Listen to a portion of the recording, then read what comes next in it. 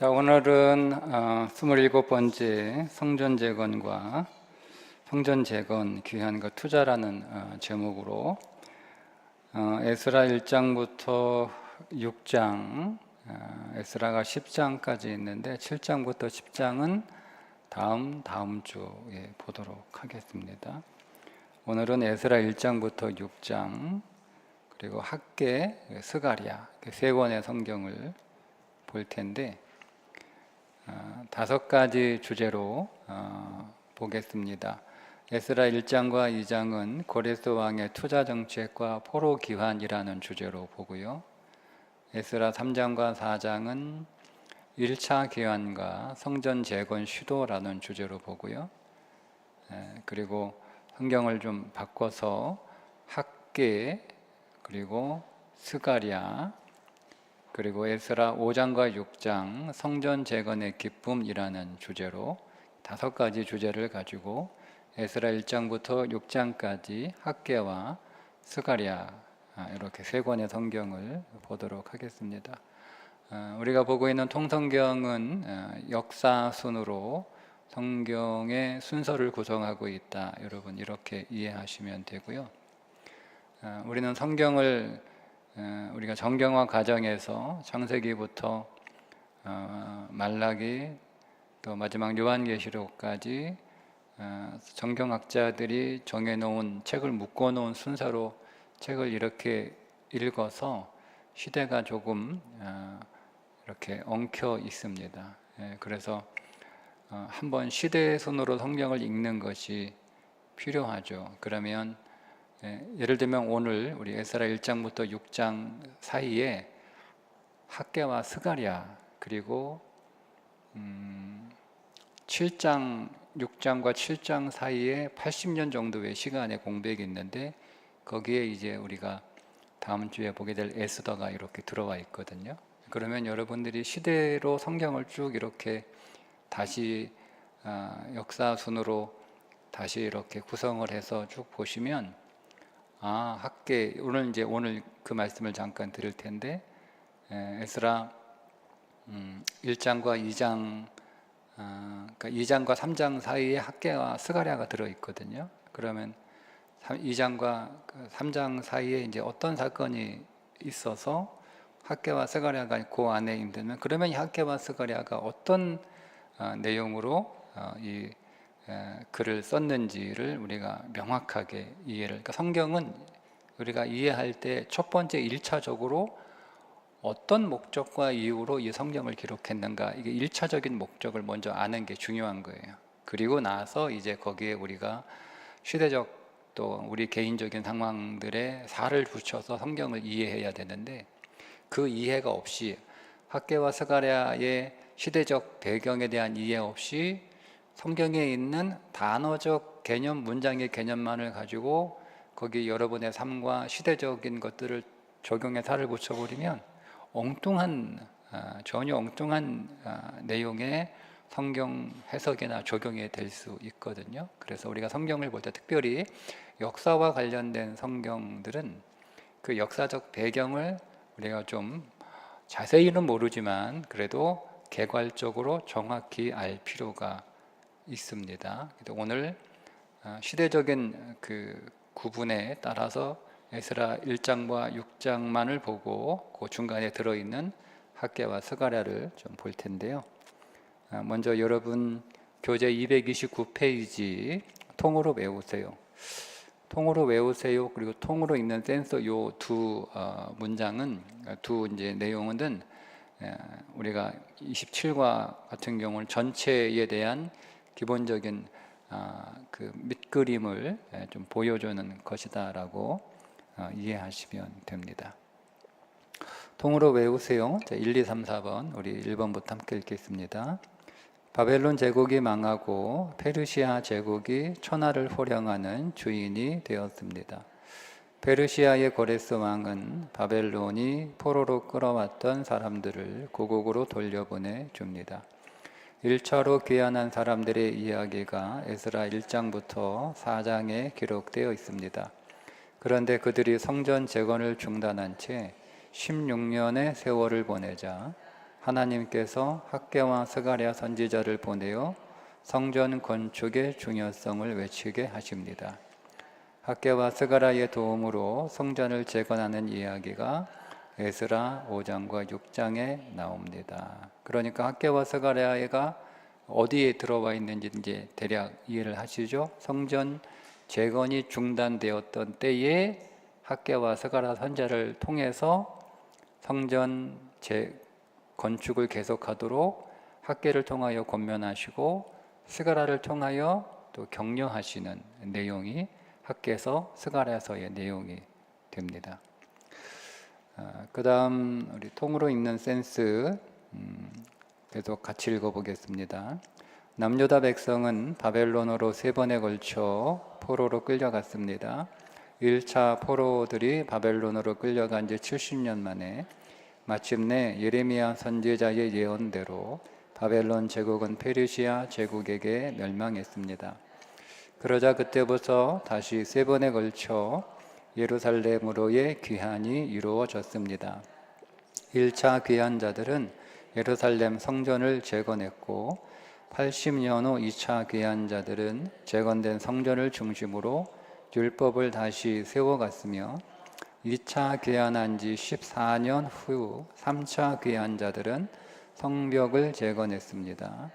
먼저 1차 귀환자들의 수고와 헌신, 여러 어려움으로 인해 16년간이나 중단되었던 성전 재건을 다시 독려해 마침내 성전 재건을 완성하게 한 학개와 스가랴 선지자의 사역에 초점을 두고 살펴봅니다. 자, 오늘 이제 에스라 1장부터 6장의 내용은 이제 1차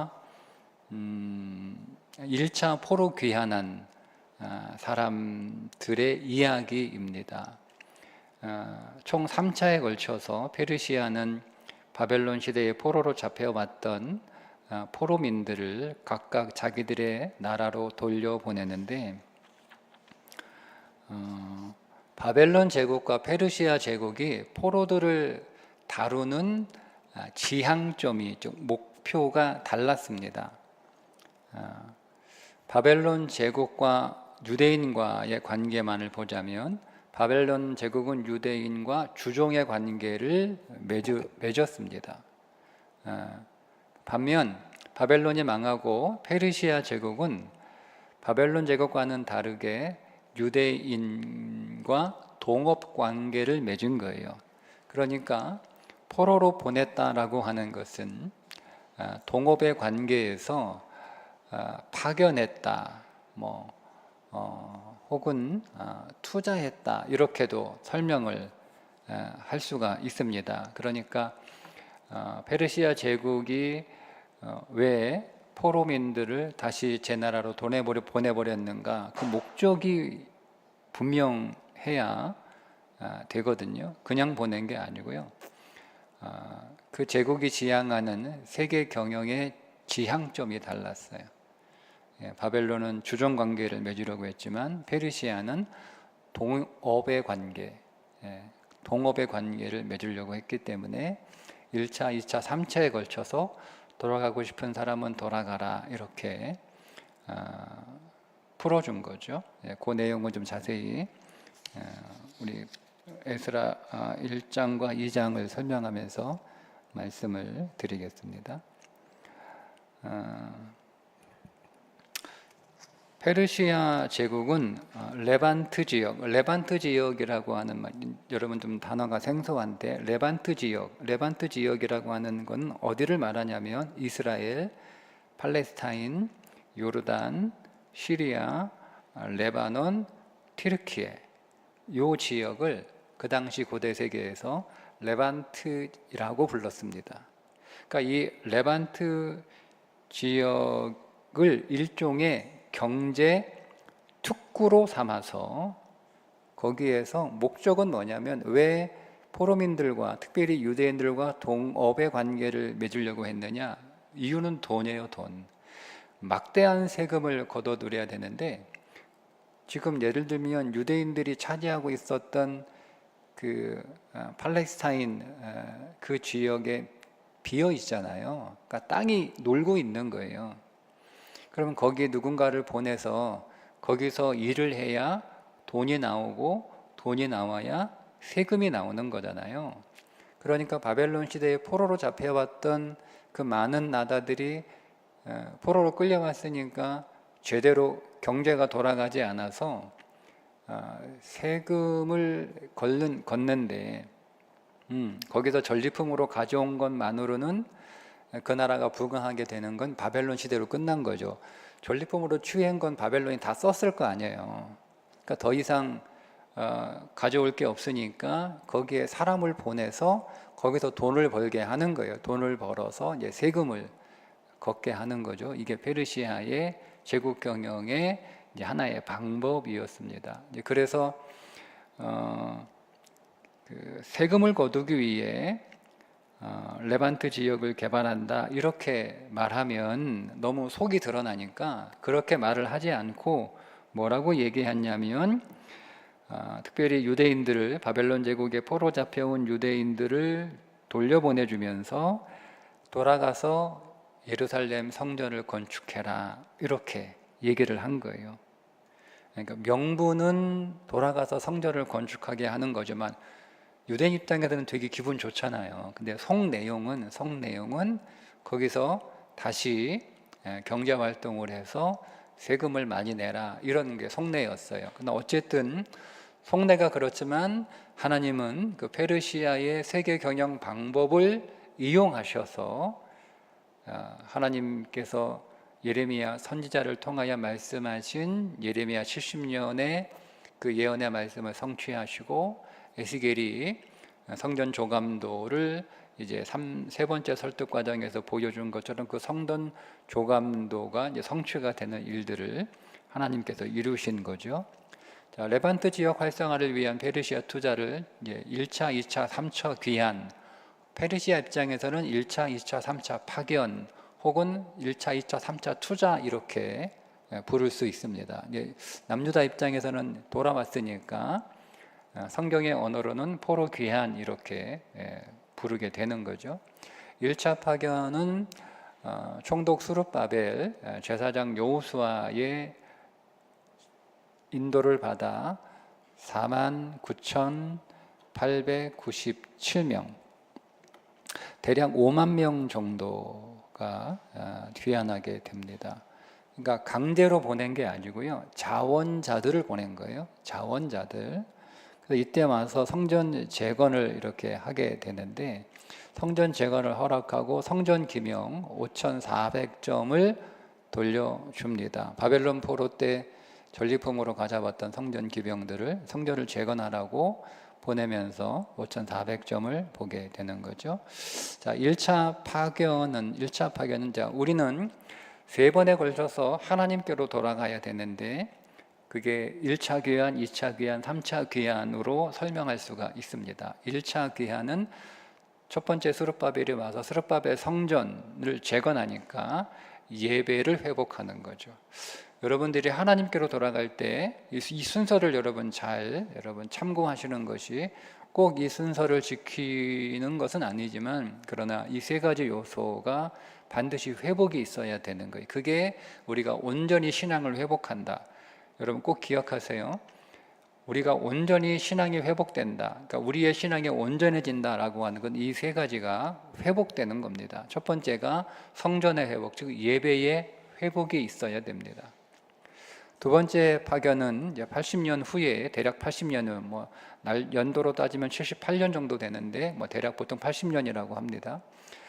두 번째 학사 에스라 제사장 에스라에 의해서 1754명이 이제 다시 귀환하게 되는데 그때 귀환하면서 종교 지도자들에게 세금 면제 혜택을 주기도 하고 에스라 때 이제 에스라 우리가 다음 주 9장과 10장을 보게 되면 산헤드린 공회가 시작이 돼요. 오늘 잠깐 그 문제를 보겠습니다. 자, 그러면 에스라는 학사죠, 학사. 에스라는 말씀을 가르치는 사람이거든요. 그러니까 우리는 두 번째 회복은 뭐죠? 말씀의 회복입니다.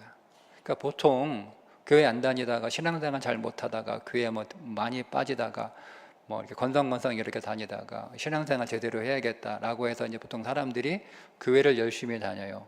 근데 교회를 그냥 거의 뭐 적당히 대충 뭐 성의 없이 띄엄띄엄 다니다가 교회를 열심히 다니는 것으로 신앙이 다 회복됐다라고 생각하시면 안 돼요. 30%가 회복이 된 거예요. 30%. 네, 그 다음 회복돼야 되는 게 말씀의 회복. 그래서 학사 에스라를 지도자로 보내는 거예요. 뭐 하나님이 뭐 아무나 이렇게 골라가지고 뭐 제비 뽑아가지고 하나님 뭐 이렇게 찍어가지고 보내는 게 하나님의 계획과 하나님의 섭리 안에서 귀한의 지도자들을 세우신 거잖아요. 왜 하필 스룹바벨이냐? 왜 하필 에스라냐? 왜 하필 느헤미야냐? 예, 그리고 그들이 와서 한 일이 다 다르잖아요. 스룹바벨은 성전을 건축하고 에스라는 말씀을 가르치고 느헤미야는 성벽을 재건합니다. 그러니까 그들이 사람들을 데리고 올 뿐만 아니라 와서 하는 일이 달라요. 그러니까 왜 3차에 걸쳐서 귀환하게 하셨고 왜 사람들이 다르고 그들이 와서 하는 일이 왜 다른가? 그러니까 이것은 우리가 영적으로 우리 안에 적용할 때 우리가 하나님께로 돌아간다라고 할 때 이 세 가지가 회복되어야 된다는 것을 메시지로 우리가 발견할 수 있는 거죠. 두 번째 회복은 말씀의 회복입니다. 그러니까 교회 드문드문 다니다가 교회 열심히 다니는 것은 30% 회복이 된 거고 여러분 거기서 말씀이 회복이 돼야 되는 거예요. 말씀을 묵상하고 말씀을 배우고 또 말씀을 외우고 또 말씀을 또 때로는 가르치기도 하고 말씀을 전하기도 하고 중요한 건 말씀에 순종하는 삶이죠. 그 말씀의 회복이 돼야 60%가 회복이 된 거예요. 그 다음에 세 번째 파견 느헤미야, 총독 느헤미야, 술 맡은 관원이었던 느헤미야가 총독으로 파견이 되죠. 약 14년 후에 2차 귀환 14년 후에 세 번째 파견이 이루어지게 되는데 성벽을 재건하기 위해서 오게 됩니다. 성벽을 재건한다. 성벽이라면 울타리잖아요, 여러분. 여러분 신앙의 울타리가 무너진 거예요. 그러니까 우리의 신앙의 울타리가 무너진 거죠. 그러니까 우리 안에 거룩이 무너진 거예요. 세상과 구별되는. 그러니까 우리는 예배가 회복되고 말씀이 회복될 뿐만 아니라 그 다음 회복되는 것은 나는 세상과 다른 삶을 살아야 되는 거예요. 그러니까 우리 안에 나와 세상을 구분하는 울타리가 견고하게 세워져 있어야 되는 거룩한 공동체를 만든 이것은 교회의 사역이기도 합니다. 이제는 혼자 스스로 신앙생활 잘하는 사람들이 아니라 우리 제일교회를 거룩한 교회로 하나님의 나라로 세상과 구별되고 그런 나라로 세우기 위하여 1차적으로 우리가 함께 예배하고 함께 신앙생활하는 그리스도의 몸된 이 제일교회를 거룩한 공동체로 세우기 위한 사역. 그러니까 여러분은 세 번째 회복은 사역하셔야 되는 거예요. 그 사역의 목적이 교회를 세상과 구분되는 거룩한 공동체, 세상의 소망과 빛이 되고 생명이 되는 거룩한 공동체로 세워가는 일을 위하여 헌신하셔야 되는 거예요. 그러니까 여러분들이 혼자 신앙생활 잘 할 수 있어요. 그럼 여러분 말씀의 사랑까지 오게 되면 60%가 회복이 된 거예요. 그러면 내가 예배만 드리고 있다. 그러면 우리는 30% 정도의 신앙생활 하고 있는 거다 생각하시면 되고요. 나는 이제 말씀의 사람까지 오게 됐다 그러면 여러분 60% 정도 신앙생활 하고 있는 거다라고 생각하시면 되고 나는 이제 교회 사역까지 열심히 하고 있다. 사역까지. 그러면 일단은 그 겉모양으로만 여러분 드러나는 외형적인 것으로만 뭐 더 깊이 본질을 파악하면 또 너무 또 심각해지니까 일단은 겉으로 보여지는 거로만 내가 교회 사역하고 있다라고 하면 이제 나머지 30%, 이제 90% 혹은 100% 신앙이 회복됐다. 그리고 100%의 신앙을 온전한 신앙을 하고 있다. 뭐 이렇게 여러분 이해하시면 되겠습니다. 좀 더 고레스 왕의 투자 정책과 포로 기환을 좀 자세히 살펴보게 되면 이제 말씀드린 것처럼 포로로 끌려온 사람들은요 70년 동안 예루살렘을 떠나서 이국 땅에서 살던 사람들이니까 여러분 그 사람들은 이미 바벨론이든 페르시아든 그 나라에서 이미 정착하고 안정을 찾은 사람들이에요. 그러면 여러분, 이 사람들이, 그러니까 모든 사람들이 귀환한 게 아니거든요.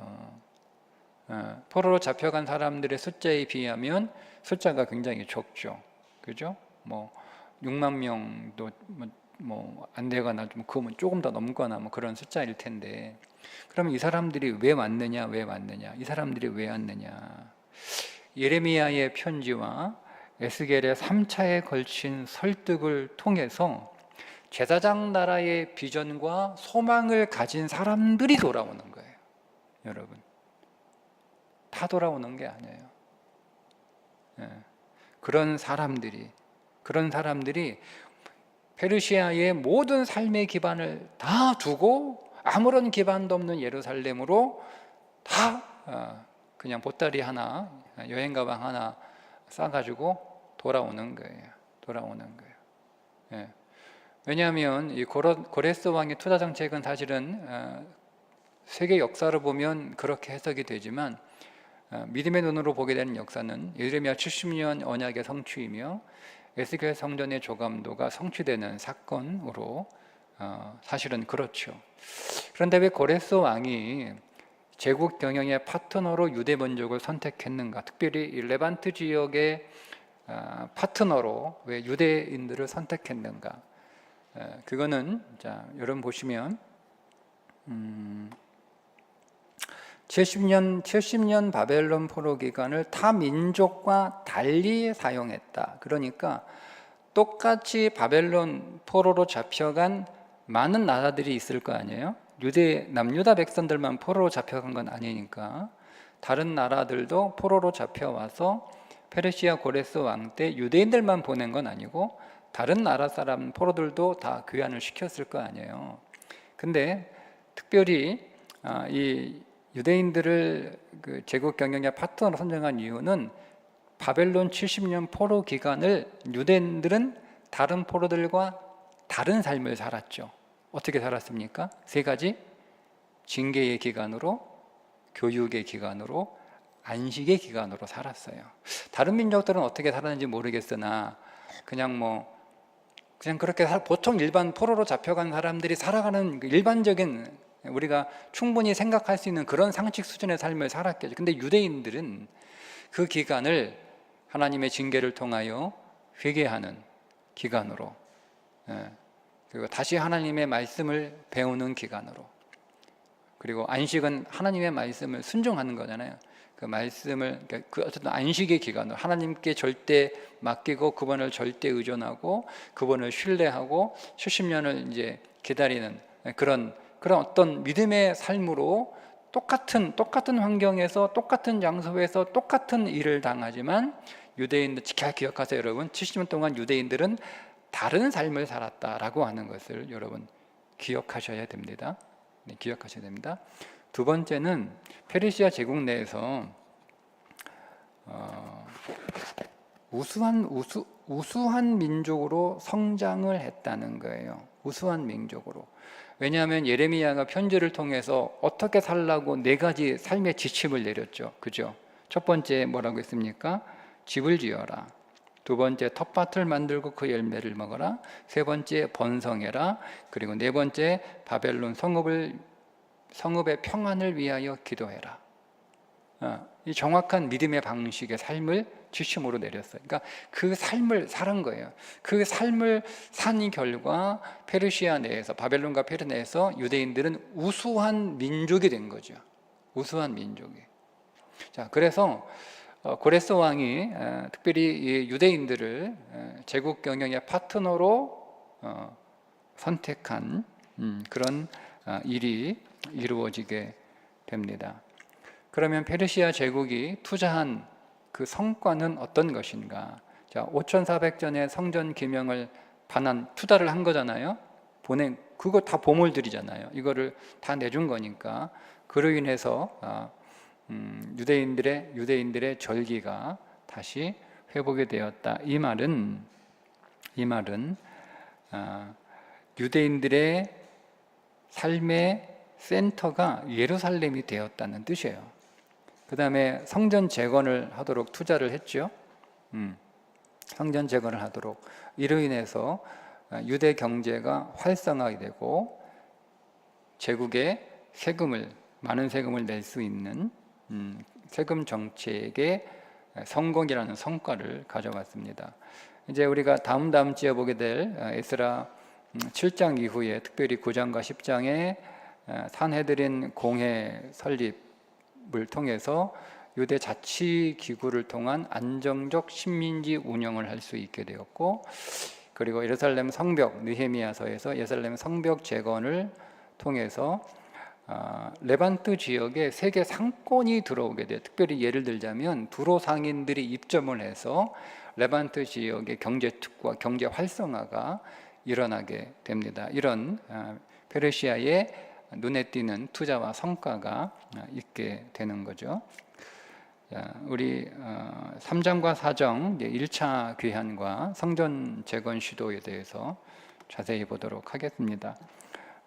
다시 좀 반복해서 말씀을 드리는데, 1차 귀환, 3차에 걸친 귀환이 이루어지게 되는데, 1차 귀환은 총독 스룹바벨과 제사장 여호수아, 예수아라고도 부르죠.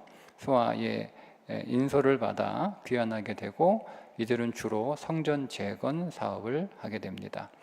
약 5만 명, 49,897명이 귀환하게 되고요. 80년 뒤에 2차 귀환이 이루어지게 되는데, 그때 인솔자는 제사장이면서 학사인 에스라입니다. 학사이기 때문에 그는 율법 교육을 하게 되죠. 말씀으로 귀환하는 겁니다. 이때 1754명의 사람들이 귀환하게 되고요. 14년 후에 3차에 걸친 귀환이 이루어지게 됩니다.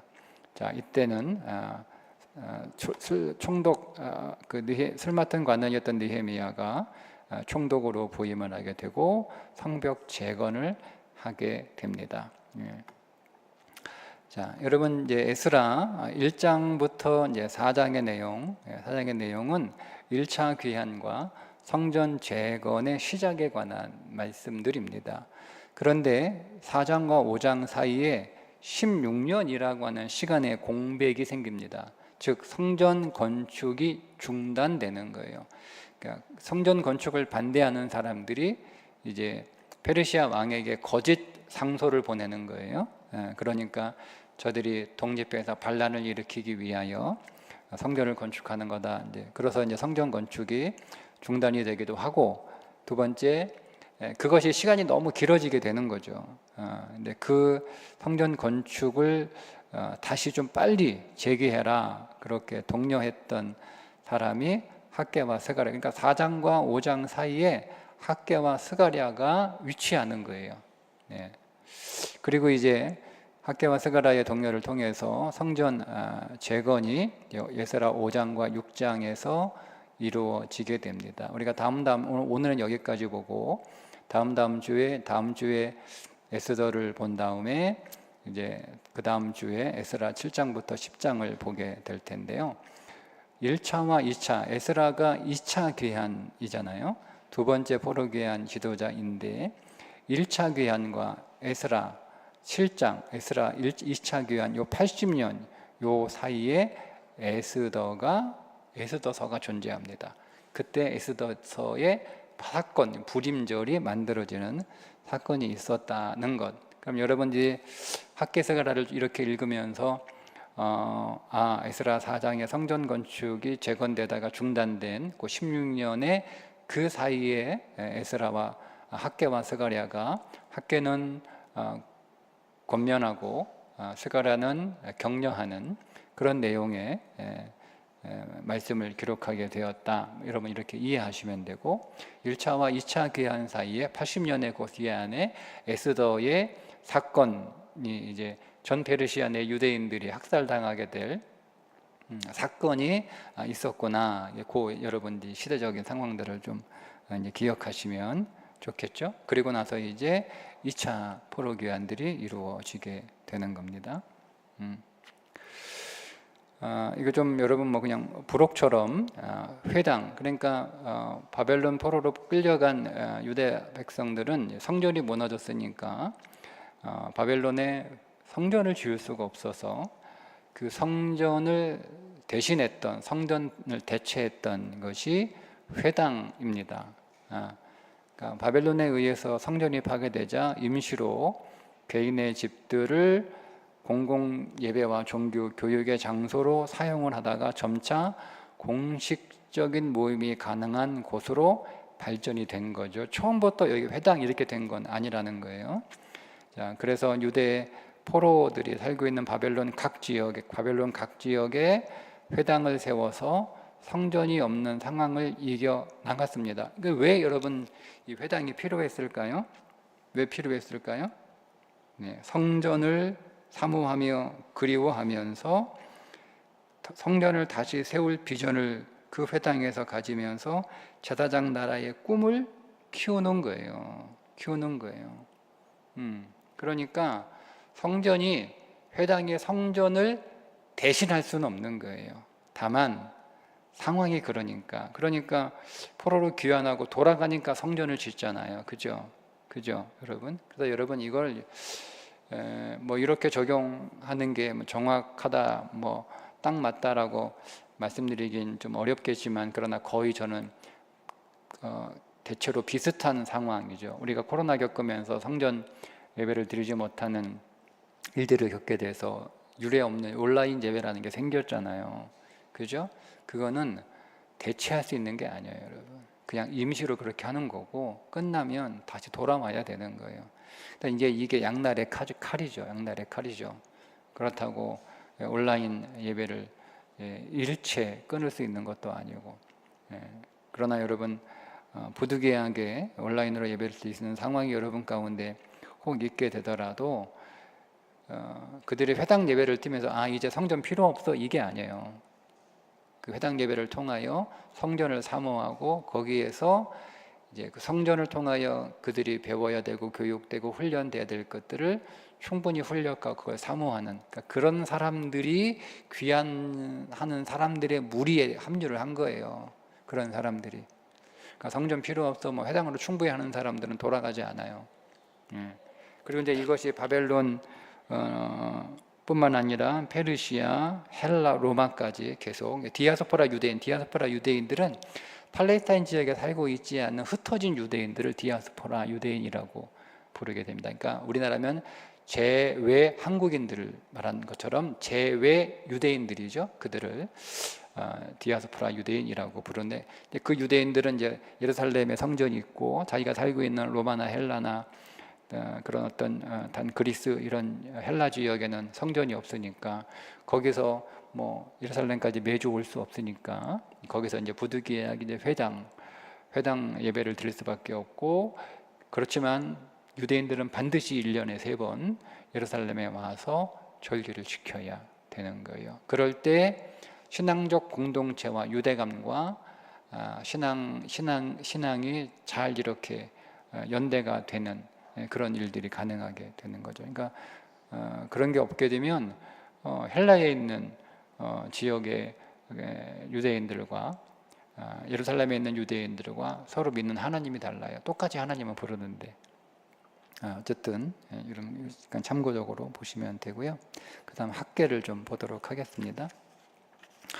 학계와 스가랴는 말씀드린 것처럼 성전 건축이 중단된 16년 그 사이에 하나님이 세우신 선지자들인데, 학계는 권면을 하고 스가랴는 격려를 합니다. 그러니까 똑같이 성전 재건을 독려하는 거죠. 성전 재건을 중단된 성전 재건을 빨리 다시 재개해라라고 말하는 내용은 똑같은데, 뉘앙스가, 그 포인트가 학계는 권면의 성격이 강하고 스가랴는 격려의 성격이 강하다라고 하는 것을 좀 여러분이 기억하시고 읽으시면 되겠습니다.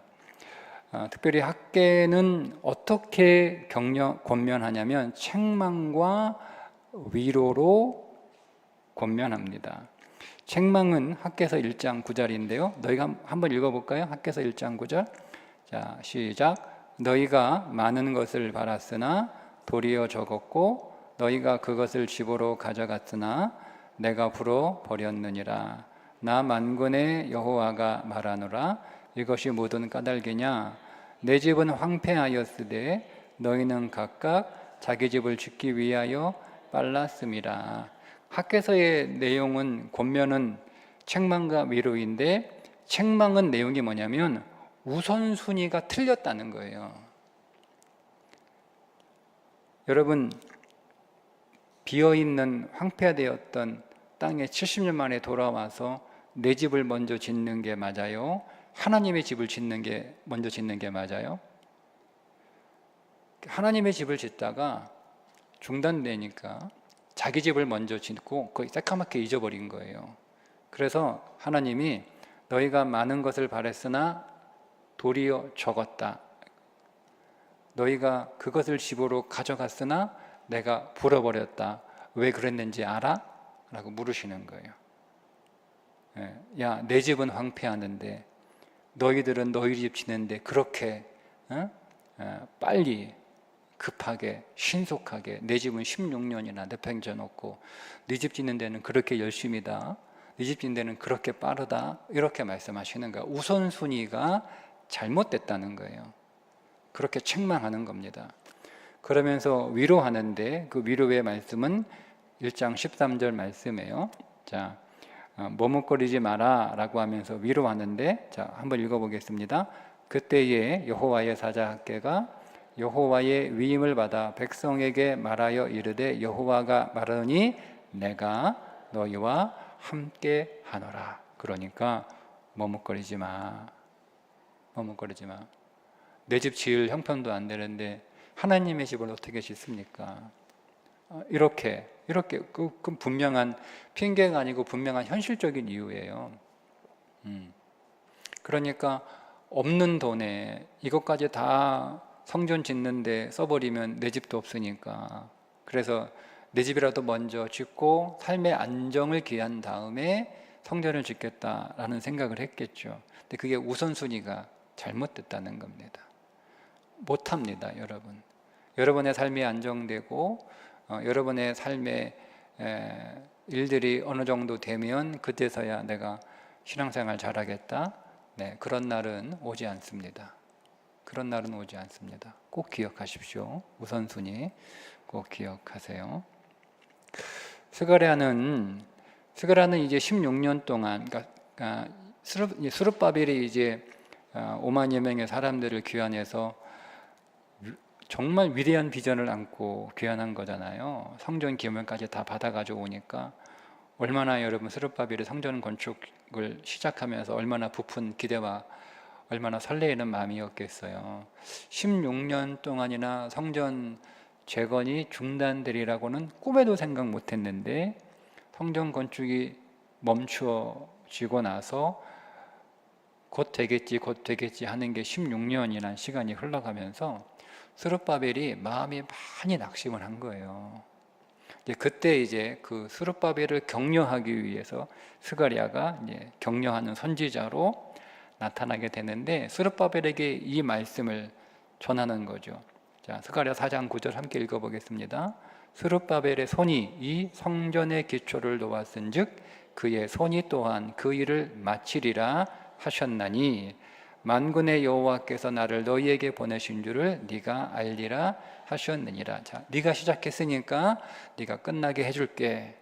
그러니까 스룹바벨은 내가 시작은 했지만 마무리는 다른 사람이 하겠지, 이런 마음을 가지고 있었던 거죠. 그러니까 여러분 그런 일들이 우리 인생 안에 있지 않습니까? 네. 그때 이제 스룹바벨을 격려하는 선지자를 하나님 보내셔서 그를 격려하는 내용이고요. 또 하나는 성전의 비전을 줍니다. 성전의 비전을. 성전의 비전. 단순히 네가 짓는 그 성전은 사실은 솔로몬 성전에 비하면 보잘것없이 초라한 아주 작은 규모의, 그 내용도 구성도 초라한, 그렇지만 솔로몬 성전과는 비교해서는 위대한 비전을 가진 성전이라는 것을 보여줘요. 그게 뭐냐면 예루살렘을 치러왔던 이방 나라들 중에 남은 자, 즉 이방 나라들 가운데 하나님을 믿는 사람들이 해마다 올라와서 그 왕 만군의 여호와께 경배하며 초막절을 네가 짓는 이 성전에서 지킬 것이다 라고 하는 위대한 비전을 보여줍니다.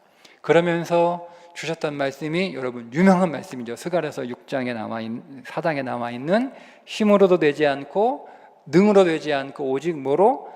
나의 신으로 되느니라. 그 말씀을 네 힘으로 하는 게 아니고, 그러니까 내가 힘이 없어서 절망하고 있는 스룹바벨에게 네 힘으로 하는 게 아니고 내 능력으로 하는 거야. 여러분, 그러니까 우리는 하나님의 능력으로, 지금 여러분 성령 시대입니다. 여러분 성령이 여러분 안에 이미 그리스도의 영이 내주하고 계시죠? 네, 그 성령이 역사하셔야 되는 거예요. 그게 성령 충만이에요. 네, 그분의 능력으로 가능합니다. 여러분의 능력, 여러분이 힘쓴다고 해서, 여러분의 능력이 있다고 해서 여러분의 인생이 다시 재건되고 회복되고 온전해지는 건 아니에요. 오직 하나님의 능력, 하나님의 영이 여러분 안에 충만해야, 영이 내재하고 있어요. 우리는 성령의 사람입니다. 우리는 성령 받은 사람인 줄 믿으십시오. 이제 성령 충만해야 되는 거예요. 성령 충만해야 돼. 성령 충만해야 가능하다 하는 아주 그 유명한 말씀이 스가랴서 4장 기록되어 있습니다. 놀랍게도 스가랴서 9장 9절에 보면 이제 그 성전, 그 온전한 성전이 이 땅에 오시고 그 하나님 나라가 또 제사장 나라가 온전하게 회복시킬 한 분 메시아가 온다라고 하는 것이 스가랴서 9장 9절에 기록되어 있어요. 보라, 네 왕이 내게 임하시나니 그는 공의로우시며 구원을 베푸시며 겸손하여서 나귀를 타시나니 나귀의 작은 것 곧 나귀의 새끼니라. 이 예언대로 주님이 종려주일에 나귀 타고 예루살렘에 왕으로 입성하시는 일이 일어나게 되죠. 그 밑그림이 스가랴를 통하여 스룹바벨에게 이제 계시되는 겁니다.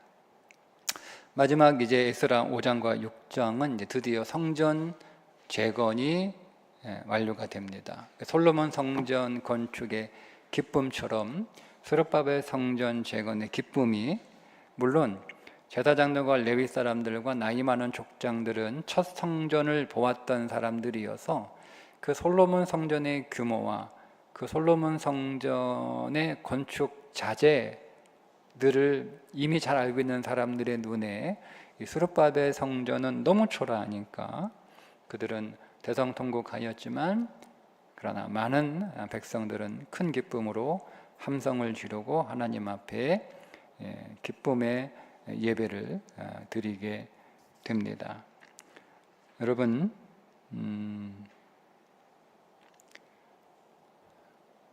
우리 안에 예배가 회복될 때 여러분 인생의 기쁨도 회복됩니다. 그러면 여러분 내 인생 안에 기쁨이 작다, 혹은 기쁨이 약하다, 혹은 기쁨이 없다, 그러면 여러분이 생각하는 여러분의 현실의 이유 때문에 여러분들 안에 기쁨이 작거나 약하거나 없는 게 아니라는 거예요. 우리는 해석을 다르게 해야 되는 거예요. 그러면 왜 내게 기쁨이 없을까? 그러면 내 안에 예배가 온전하게 회복되지 않았기 때문입니다. 그럼 여러분들이 그 해답을 예배에서 찾으셔야 돼요. 그러면 하나님이 찾는 예배자, 내가 영과 진리로 예배하는 사람이 못 되니까 내가 예배의 기쁨이 내 안에서 경험되지 않는 거잖아요. 그럼 나는 어떤 예배? 그러니까 여러분 성경을 통해서 나는 어떤 예배자인가? 하나님은 어떤 예배자를 찾으시는가? 예배란 무엇인가? 하나님의 말씀하시는 예배는 무엇인가? 예배는 어떻게 하는 게 잘 드리는가? 여러분들이 헌금 많이 하고 여러분들이 예배에서 뭐 찬양대든 찬양단이든 뭐 안내위원이든 뭐 여러분 예배에 어떤 섬김의 자리를 하고 있다고 해서 뭐 예배 준비를 뭐 잘한다고 해서 여러분 그것이 예배를 잘 드리는 것은 아니잖아요. 그것이 필요 없다는 뜻이 아니에요. 그거는 아주 기본이에요. 아주 기본. 근데 기본이에요. 기본. 그러니까 그 기본을 잘했다고 해서 내가 예배를 잘 드렸다. 여러분 그렇게 생각하시면 안 돼요. 그러면 하나님께서 찾으시는 예배자가 어떤 예배자이고 하나님이 기뻐하시는 예배는 어떤 예배이고 예배는 어떻게 드려야 되는지를 여러분들이 성경에서 찾아서 여러분 배우고 그 예배자로 여러분들이 훈련하셔야 되죠. 성경에 예레미야서 5가지 예배를 번제, 속죄제, 속건제, 화목제, 소제 5가지 제사를 가르쳐 주잖아요. 그러면 번제가 무엇인지, 속죄제가 무엇인지, 속건제가 무엇인지, 화목제가 무엇인지, 소제가 무엇인지 이 제사 방식대로 예배하는 게 이 제사가 주는 메시지가 있잖아요. 속죄제는 번제는 나를 다 태워 드리는 거잖아요. 예배 안에서. 그러니까 예배 안에서 하나님 앞에 내가 다 나를 태워 그분의 향기로 드리는 거예요. 온전히. 그러니까 예배 안에 내가 있으면 안 돼요. 예배 안에 내가 있으면 안 돼요. 설교자도 예배 안에 자기가 있으면 안 돼요. 그죠? 속죄제, 속건제, 우리가 하나님 앞에 범죄한 것, 속건제, 여러분이 여러분의 교우들과 여러분의 이웃과 여러분의 형제들과 잘못한 거 여러분 배상하셨어요? 사과하셨어요? 용서하셨어요? 그게 없으니까 예배 기쁨이 없는 거예요. 그러니까 감정을 가지고 분노를 가지고 미움을 가지고 안가kum과 복수를 가지고 와서 예배를 드리고 있으니 그래 여러분이 어떻게 예배에서 기쁨을 드릴 수 있어요? 화목제는 뭐예요? 여러분의 삶을 나눠야 돼요. 축복하는 삶이에요. 화목제 끝나고 그 화목제 제물은요 하루가 지나기 전에 다 먹어야 돼요. 다음 날까지 남겨두면 안 돼요. 소 한 마리 어떻게 다 먹어요, 나 혼자. 그러니까 다 나눠 먹어야 되는데 여러분 그거는 다 나눠 먹으려면 내가 미운 사람하고도 내가 주기 싫은 사람하고도 나눠 먹어야 다 나눠 먹을 수 있어요. 안 그러면 다음 날 다 버려야 되는 거예요. 그러니까 우리가 예배 끝나 그런 삶을 살고 있느냐, 예배 마치고 나서 축복하고 위로하고 격려하고 용서하고 품어주고 덮어주고 나눠주고 하는 삶을 살고 있냐, 그게 없어. 예배 끝나고 나서. 그럼 예배 기쁨이 없는 거예요. 여러분 소제는 여러분은 완전히 갈아서 헌신하는 거예요. 완전히 곱게 갈아서 거기에 기름을 부어, 성령의 기름을 부어 떡으로 빚어. 그러니까 여러분들의 사역이 여러분이 자신이 곱게 갈려진, 여러분 곱게 갈려. 내가 없는 거죠. 내가 없는 거예요. 형체가 없는 거예요. 형체가 없는 거예요. 곱게 갈아야 돼요. 정말 곱게 갈아져서 거기에 갈아지면 또 떡이 안 돼요. 그러니까 성령의 기름이 부어져요. 그러니까 우리의 모든 사역은 성령의 기름 부으심이 충만해야 되는 거예요. 설교자도 찬양단도 찬양자도 뭐 연주자도 뭐 방송 뭐 음향 뭐 회신자 주차 뭐 모든 사역들 다 특히 예배자 또 사역이니까 다 성령의 기름 부으심이 그 안에. 그래서 그것이 잘 버무려져서 가루, 우리는 각각의 가루들인데 이게 가루가 다 달아 여러분 이렇게 뭉쳐져서 떡이 되려면 그래서 기름이 필요한 거예요. 그래서 우리가 성령 안에서 다 연합하여 하나 돼요. 떡이 돼야 하나님의 양식이 되고 우리의 양식이 되는 거예요. 자, 이 예배가 제가 뭐 대략적으로 개괄적으로 설명을 드렸지만 그 밖에도 이제 성경에 뭐 이사야서, 예레미야, 말라기 예배에 대한 말씀들이 계속 나오잖아요. 여러분들이 찾으셔야 되는 거예요. 그냥 여러분 이제 성경 찾아서 읽을 정도는 됐잖아요. 내가 어떤 예배를 잘 드리고 있는가, 예배에서 여러분 해답을 찾으셔야 돼요. 그러면 여러분 안에서 예배를 여러분 정확하게 여러분이 하면 여러분의 죄가 보여요. 그죠? 제가 말씀드린 여러분 죄 지금 보이지 않나요? 제가 이제 간략하게 설명을 해드렸는데, 그럼 그 죄가 보이면 죄에 회개하고 그 죄에서 돌이키면 되는 거예요. 그러면 여러분 안에 예배는 자연스럽게 회복이 돼요. 예배 회복은 인위적으로 되는 게 아니에요. 여러분들이 말씀 안으로 돌아가고 예배의 본질 안으로 돌아가고 하나님이 가르쳐 주신 그 예배의 원형으로 돌아가면 여러분 안에 예배 안에서 여러분들이 누리는 그 하늘로부터 임하는 놀라운 기쁨은 여러분 자연스럽게 여러분 안에서 회복이 돼요. 그렇게 여러분의 인생이 예배를 통하여 온전하게 회복된다. 그죠? 그 기쁨이 있을 때 다음 말씀의 단계로 넘어가는 거예요.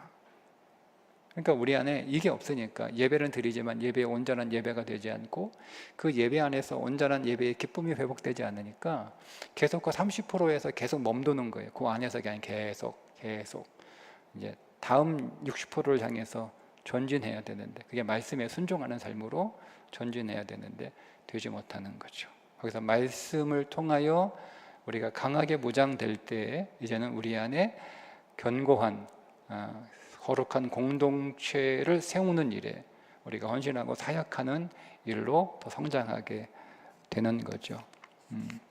그렇게 여러분 안에 예배가 회복되기를, 예배의 기쁨이 더 넘치기를 주님의 이름으로 축복합니다. 자, 오늘 기도 제목 네 가지 준비했는데요.